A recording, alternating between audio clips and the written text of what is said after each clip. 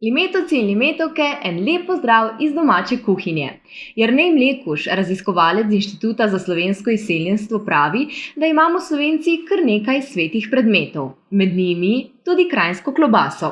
Prav ta pa je bila v zadnjem času že večkrat vzrok za meddržavni prepir, saj še vedno nismo prepričani, ali je kranjska klobasa res kranjska. Razlagalna pripovedka pravi, da naj bi ime kranjski klobasi zakuhal sam cesar Franc Jožef. Na potovanju z Dunaja v Trst naj bi ga zgrabila poštena lakota, zato se je ustavil v gostilni na Kranjskem. Ker pa tam ni bil napovedan, so mu lahko ponudili samo tisto, kar so imeli pri roki. Kranjsko klobaso. Cesar naj bi bil nad njo izjemno navdušen, zato je gostilničarja povprašal, kakšna klobasa je to.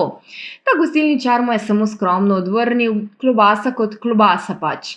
No, cesar je imel na ta odgovor zelo resno repliko, to pa že ni navadna klobasa. Tej klobasi porečemo Krajner Wurst.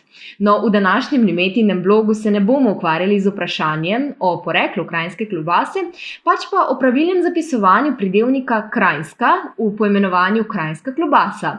Ga zapišemo z veliko ali malo začetnico. Pa dober tek!